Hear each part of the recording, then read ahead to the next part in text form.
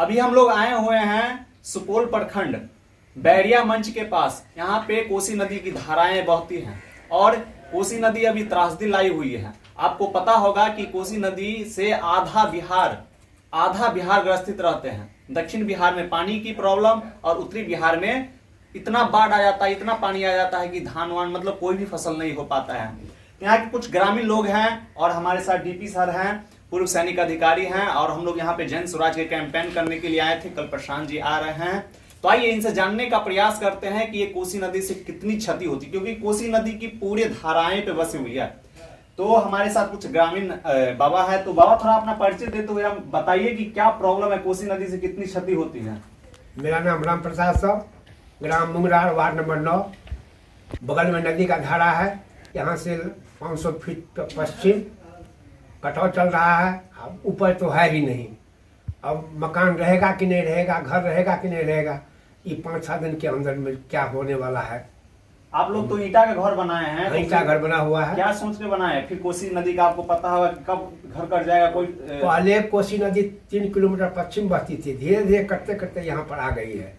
हम लोग विश्वास नहीं था कि नदी यहाँ आएगी। कितना दिन लगा ये आने में आपके घर के पास नदी को? 2 साल में आ गया है, अगला साल इस साल में। अच्छा, नदी अगर घर कट जाता है, मान लेते हैं कट जाता है, तो सरकार द्वारा कुछ मुआवजा कुछ ऐसी व्यवस्था है? अभी तो नहीं है कोई व्यवस्था, लेकिन नाम लिख कर ले जाता है, कटा हुआ है।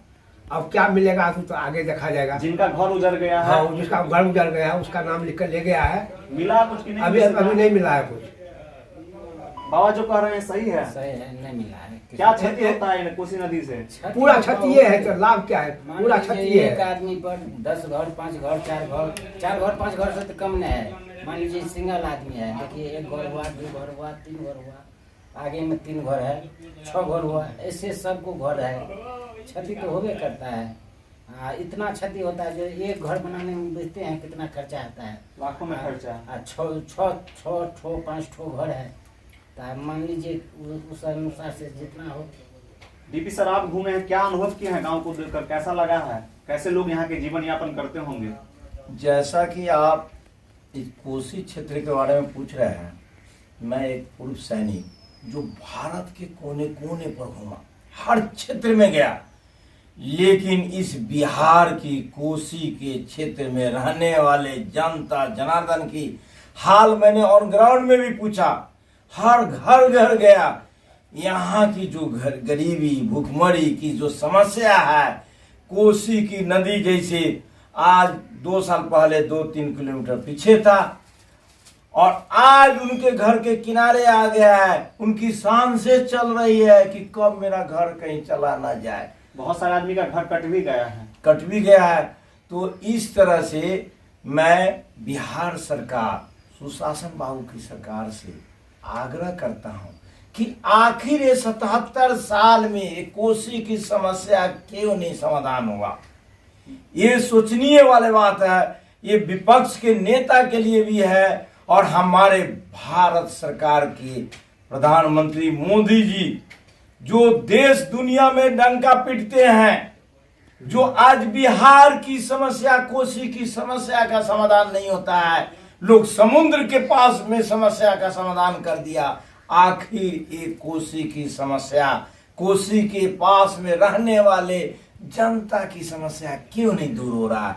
यहाँ पर गांव में तो हम देख रहे हैं कि घर में तो आदमी ही नहीं दिखाई दे रहा, सब बाहर में काम कर रहा है गरीबी के चलते।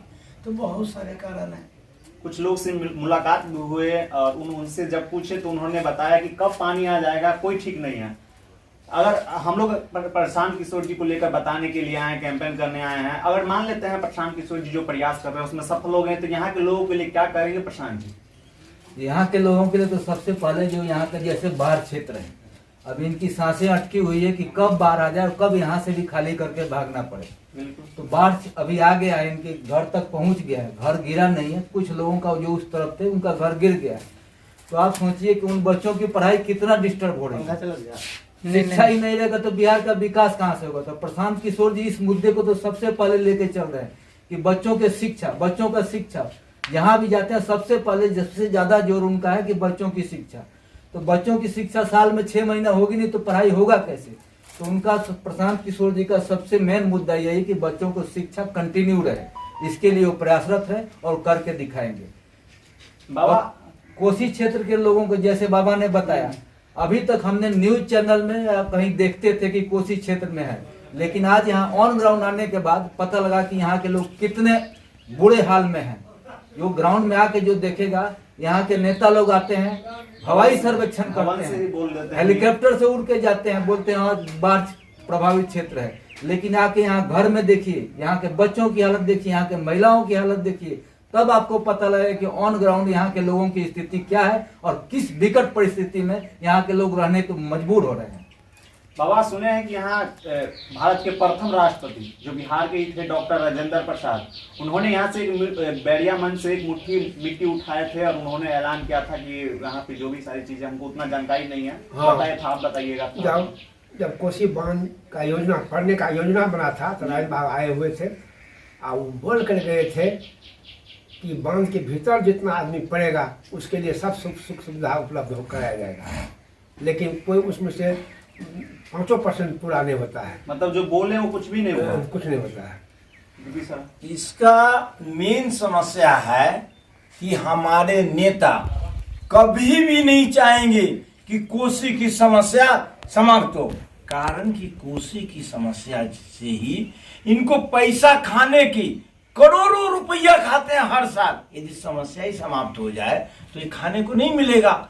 इसी के लिए जन सुराज के सूत्रधार और संस्थापक माननीय प्रशांत किशोर जी इसी क्षेत्र के बैरिया मंच पर कोसी कॉलोनी में बहुत बड़ी विशाल जनसभा कल लग रहा है, कल ही लग रहा है। आप कल 4 बजे शाम को पहुंचिए और आप सबकी समस्या का समाधान होगा।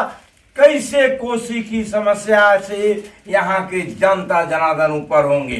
प्रशांत जी हमेशा कहते हैं कि भाई आपको आगे आना पड़ेगा, ना हम चंदा मांग रहे हैं ना वोट मांग रहे हैं। ये कोसी क्षेत्र के जनता यदि जग जाए तो ये समस्या नहीं समाप्त होगा। अरे वर्ल्ड में हर समस्या से समाप्त हो गया, लेकिन बिहार में एक कोसी की समस्या नहीं होगा। इसी की पानी जैसे दक्षिण बिहार में पानी की समस्या होता है, अलग अलग हर चीजों से बांध, हर चीजों से नई योजना लगा दिया जाए, नहर निकाल दिया जाए, डंप बना दिया जाए, कई बड़े बड़े बिजली के कारखाने शुरू हो जाएंगे, तो क्या नहीं हो सकता है। लेकिन सरकार को तो करना नहीं है। तो इसीलिए यहाँ के जनता को जगाने के लिए जन सुराज के सूत्रधार और हम सब कई प्रचारक सुबह से लगे हुए हैं, गांव गांव का निरीक्षण कर रहा है। आखिर यहाँ गरीबी हो रहा है, इसका दोषी सरकार तो है ही है, यहाँ की जनता भी दोषी है जो आवाज नहीं उठा पाते हैं। तो मैं यहाँ के जनता जनार्दन से नम्र निवेदन कर रहे हैं कि अब जगिए, आ गया समय और अपनी खुशहाली के लिए, अपने बच्चे के रोजगार के लिए, अपने बच्चे के शिक्षा के लिए कब तक आप सीना पर कलेज के ऊपर हाथ रख रख के जिएगा। इसी के लिए चल रहा है, हम लोग भी चल रहे हैं और गांव के लोगों को जागरूक कर रहे हैं। तो बाबा प्रशांत जी आ रहे हैं कल, आप लोग सभी लोग चलिएगा ना? चलेंगे। तो हमने कुछ ग्रामीण लोग थे, इनसे बात किए। हमारे साथ पूर्व 2 सैनिक अधिकारी जिनको हम लोग सिर्फ बुक में पढ़ते थे, मोबाइल पे देखते थे कि सेना का मतलब हम लोग का देश का रक्षा सेना कर रहे हैं, लेकिन उन्होंने अपने जवानी की उम्र में देश के लोगों को सेना पे रहकर और जब उनका उम्र अब जवानी से थोड़ा ढल रहा है तो गांव-गांव घूम के लोगों को जगाने का प्रयास कर रहे हैं कि जगिए, झंझोड़ने का प्रयास कर रहे हैं कि कब तक सोए रहिएगा। तो हम लोग अभी ग्राउंड जीरो पे आए हुए थे और ग्राउंड जीरो की आप लोगों को एक वीडियो इससे पहले भी डाल के दिखा दूंगा कि क्या स्थिति परिस्थिति है। जय बिहार, जय बिहार, जय बिहार, जय बिहार।